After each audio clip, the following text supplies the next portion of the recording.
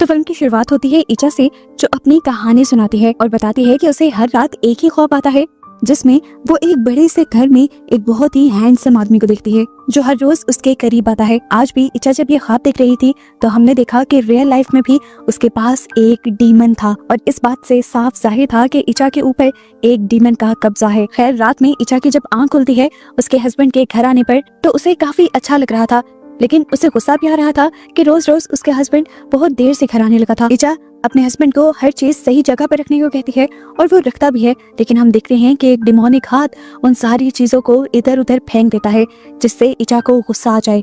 ऐसे में इचा और उसके हस्बैंड के दरमियान में बहस हो जाती है और उसका हस्बैंड बगैर खाना खाए ही नाराज होकर यहाँ से चला जाता है। अगले दिन इचा काम पे जाकर अपनी फ्रेंड को अपनी ये टेंशन बताती है कि उसे लगता है कि उसका हस्बैंड बदल गया है, वो पहले की तरह उसे टेंशन नहीं देता। तो उसकी दोस्त उसे समझाती है कि वो भी उसे पहले की तरह ट्रीट नहीं करती, उसके साथ पहले की तरह मीठा नहीं बोलती और इसके लिए तैयार नहीं होती। वो इचा से कहती है कि अगर तुम चाहते हो कि तुम्हारा हस्बैंड तुम्हें अटेंशन दे तो तुम भी आज रात उसके लिए अच्छे से तैयार होना। यहाँ इचा का हस्बैंड एरियल भी इसी चीज को लेकर परेशान था कि इचा उससे खुश नहीं रहती। वो ये बात अपने सीनियर को भी बताता है, तो सीनियर भी उसे यही मशवरा देते हैं कि तुम जाकर इचा से अच्छे से बात करना। अब आज रात जैसे ही एरियल घर आता है तो इचा बहुत अच्छे से तैयार हुई हुई थी, वो उसे अच्छे से बात भी करती है और आज का दिन इनका बहुत अच्छा गुजरता है।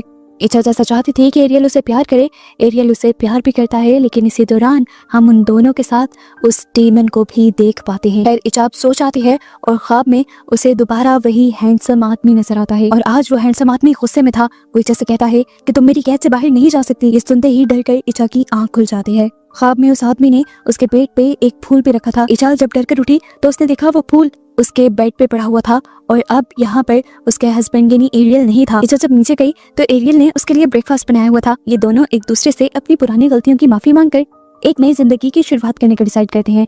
यहाँ इचा जब आज काम पे आई तो उसे स्टोर रूम में वही फ्लावर दिखा जो उसके बेड पे था। वो जब इसे उठाने लगी तो किसी और हाथ ने उस फ्लावर को पहले ही उठा लिया। डर कर उसने पीछे देखा कि ख्वाब वाला हैंडसम आदमी अब उसके सामने था जो तेजी से उसकी तरफ बढ़ रहा था। इचा पता नहीं क्यों उससे डर रही थी और जैसे ही इचा ने उसका रिफ्लेक्शन शीशे में देखा तो वो और भी ज्यादा डर गई, क्योंकि रिफ्लेक्शन में वो डीमन नजर आ रहा था, वो एक शैतान नजर आ रहा था। ये देखकर उसे वॉमिट हो जाती है और जब वो वॉशरूम में जाती है तो पीछे पीछे उसे देखते हुए उसकी फ्रेंड भी आ जाती है।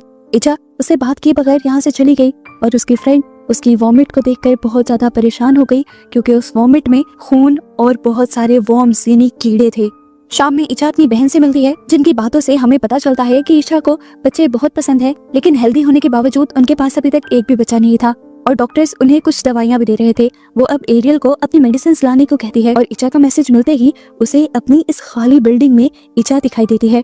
वो हैरान होकर उसे बुलाता है तो इचा भागने लग जाती है। वो भी उसके पीछे भागता है तो देखता है कि इचा एकदम से अजीब सी हो गई, उसका पेट फूल गया, वो प्रेग्नेंट हो गई और चीख मारते हुए एकदम से उसका बच्चा भी पैदा हो गया जो बिल्कुल शैतानी था। वो बच्चा अब एरियल की तरफ बढ़ने लग जाता है और इचा अजीब सी मुस्कुराहट से एरियल को देखते हुए मुस्कुराती रहती है। उस बच्चे से बचने के लिए एरियल भागता है और अपने सीनियर से टकरा जाता है। वो सीनियर को सारी बातें बता रहा था कि किस तरह पीछे इचा थी, लेकिन अब जब उसने खुद मुड़कर पीछे देखा तो पीछे तो कोई भी नहीं था। एरियल छुट्टी लेकर घर आ जाता है, जहाँ वो देखता है कि इचा नॉर्मल थी और उससे नॉर्मल तरीके से बात कर रही थी, लेकिन एरियल इचा के साथ अजीब बिहेव कर रहा था और इचा को ये महसूस भी हुआ। वो इचा से कहता है कि कल सुबह तुम हेल्थ केयर लेडी को बुला लेना, और ये कहकर वो सोने चला जाता है। सोते हुए भी उसे रात में दिखने वाले सारे विजन्स नजर आ रहे थे, जिससे वो बार बार डर रहा था। सुबह होने पर वो लेडी जिनको एरियल ने बुलाया था वो आ भी जाती हैं और इचा की मसाज करने लगती हैं और करते करते वो एरियल को बताती हैं कि इचा 3 मंथ्स की प्रेग्नेंट थी। ये सुनकर इचा तो बहुत ज्यादा खुश हो गई, लेकिन एरियल बहुत ज्यादा दुखी हो गया। इचा 3 महीने की प्रेग्नेंट हो ही नहीं सकती थी, क्योंकि पिछले 6 महीने से एरियल और इचा करीब नहीं आए थे। एरियल की सारी बातें अपने सीनियर से डिस्कस करता है तो उसका सीनियर भी इन सारी बातों के बारे में खुद इचा से बात करने का मशवरा देता है एरियल को। यहाँ इचा तो बहुत ज्यादा खुश थी, जैसे उसे कोई खजाना मिल गया था। वो अपने सभी कलीग्स को भी अपनी प्रेगनेंसी के बारे में बहुत खुश होकर बताती है, लेकिन हम देखते हैं कि इचा की दोस्त आज खुश नहीं थी। वो इचा के लिए परेशान थी, क्योंकि पिछले दिन उसने इचा की वॉमिटिंग में वर्म्स और खून देखा था, जो अच्छा साइन नहीं था। लेकिन इचा बहुत खुश थी, इसलिए उसने अपनी दोस्त की सारी बातों को इग्नोर कर दिया। यहाँ पार्किंग में अब एरियल को एक गाड़ी से किसी बच्चे के रोने की आवाज आई। उसने जाकर लाइट लेकर जब उस गाड़ी में चेक किया तो उसे गाड़ी में एक शैतानी बच्चा नजर आया। ये देखकर वो डर के यहाँ से भाग जाता है और उसके भागते ही पीछे हम देखते हैं कि डीमन ने उस बच्चे को हाथ में लिया हुआ था। घर जाकर एरियल इचा का फोन चेक करता है क्योंकि इचा पर उसे शक हो रहा था और उसके फोन में उसे एक लड़के की चैट भी दिख जाती है। जब वो इचा से इस बारे में पूछता है तो वो बताती है कि ये लड़का उसका बचपन का दोस्त था जो वो अपनी वाइफ से झगड़े के बाद बस उससे बात कर रहा था। उसके और इचा के दरमियान में ऐसा कुछ भी नहीं था। इचा को अब समझ आ रही थी कि एरियल उस पर क्यों शक कर रहा है, इसलिए वो गुस्से में एरियल से कहती है कि कल को हम लैब जाएंगे और टेस्ट करवाएंगे और मैं ये प्रूव करूंगी कि ये बच्चा तुम्हारा ही है। इचा की बात मानते हुए सुबह को ये लोग हॉस्पिटल पहुंच जाते हैं, जहाँ पर डॉक्टर जब इचा को चेक करते हैं तो पता चलता है कि इचा तो प्रेग्नेंट ही नहीं थी। तो ये सब जो हो रहा था वो क्या था? डॉक्टर बताती हैं कि जब कोई लड़की माँ बनना चाहती है और इस चीज को अपने सर पर सवार कर लेती है तो उसकी बॉडी में अक्सर ऐसे चेंजेस आने लगते हैं कि उसे वहम हो जाए कि वो प्रेग्नेंट है। हेल्थ केयर ने भी सिर्फ उसकी बॉडी की शेप देखकर उसे बता दिया था कि वो प्रेग्नेंट है, हालांकि ऐसा कुछ भी नहीं था। ये सारी बातें सुनकर इचा और भी ज्यादा परेशान हो जाती है और एरियल बहुत ज्यादा दुखी हो जाता है कि उसने फजूल में इचा पर शक किया। इचा उदास थी, वो ये जाकर सारी बात अपनी दोस्त को बताती है तो उसकी दोस्त उसे कहती है तुम्हारे साथ जो कुछ भी हो रहा है वो ठीक नहीं है। इसीलिए वो इचा को अपने टीचर जैनी के पास लेकर जाती है। जैनी साहब जैसे ही इचा को देखते हैं तो उन्हें इचा के पीछे वही डीमन नजर आ जाता है और वो समझ जाते हैं कि इचा के साथ बहुत बड़ा मसला है। अब वो इचा को और उसकी दोस्त को अंदर बुला लेते हैं और उन्हें ऐसे जिनों के बारे में बताने लगते हैं जिनका काम लोगों की मैरिड लाइफ को खराब करना होता है। यहाँ पर वो इचा से सवाल करते हैं कि तुम्हें कोई ख्वाब या वहम तो नहीं होते? इचा जब उन्हें अपने ख्वाबों के बारे में बताती है तो वो इचा को बताते हैं कि तुम्हारे पीछे एक ऐसे जिन का साया है जो लोगों का घर खराब करते हैं।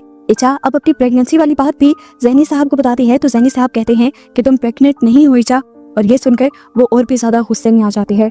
इचा की हालत बहुत ज्यादा खराब थी, इसलिए उसकी दोस्त आज काफी देर तक उसके पास रुकती है जब तक कि वो सो नहीं जाती। उसके बाद वो अपने घर जाने के लिए निकलती है तो उसे रोड पे एक बिल्ली का बच्चा दिखाई देता है जिसे वो उठाकर ऊपर की तरफ रख देती है ताकि कोई उसे कुचल ना दे। पर अचानक उसे अजीब सा महसूस होता है।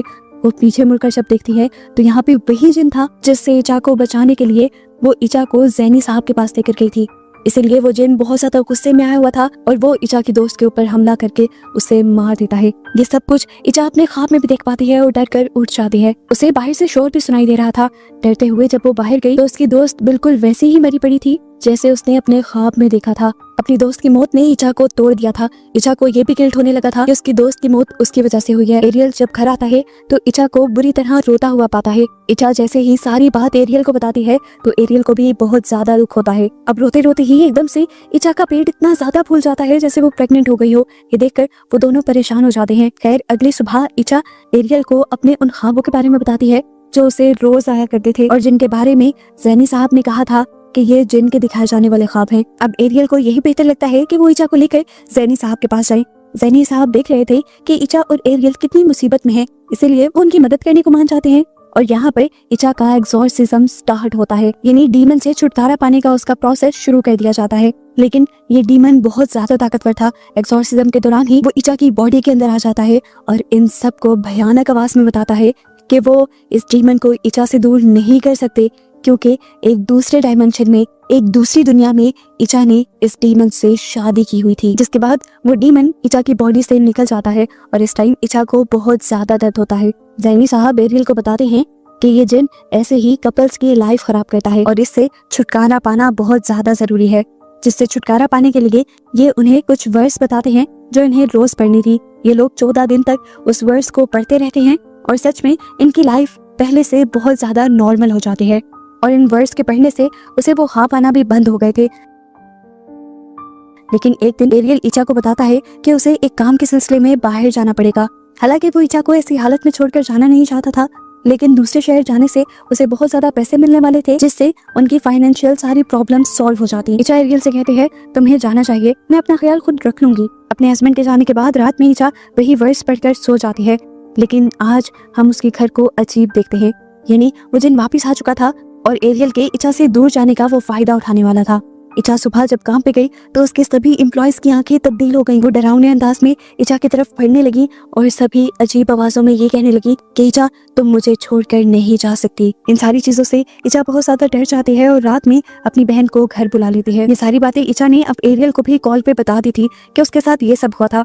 अब एरियल इचा की बहन को कॉल करता है और उसे कहता है कि जो भी हो जाए तुमने इचा को सोने नहीं देना, क्योंकि आखिरी बार भी यही हुआ था कि जब उसकी फ्रेंड उसे जैनी साहब के पास लेकर गई थी तो इचा के सोने के बाद जिन ने इचा की दोस्त को ही मार दिया था, और अब अगर इचा सो गई तो जिन जरूर उन दोनों के ऊपर हमला कर सकता है। वो इचा को बातों में लगाए रखती है, लेकिन बातें करते करते इचा को इतनी गहरी नींद आ जाती है कि वो कंट्रोल भी नहीं कर पाती।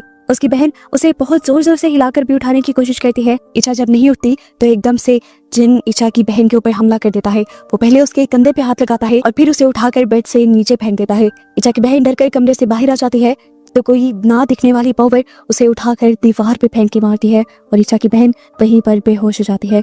यहाँ इचा की जब थोड़ी देर बाद आंख खुलती है तो अब उसका पेट दोबारा से फूल चुका था और उसे बहुत ज्यादा दर्द भी हो रहा था। ये देखकर उसे गुस्सा आने लगा और वो लड़खड़ाते हुए यहाँ से नीचे जाने लगी।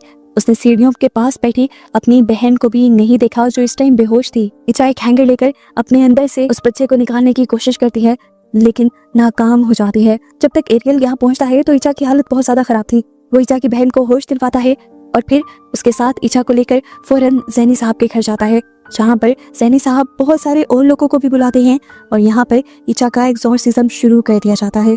यहाँ पर बहुत सारे लोग प्रेयर्स पढ़ रहे थे और इधर इचा के ख्वाब के अंदर हम दूसरी दुनिया देख रहे थे, जिन्नों की दुनिया।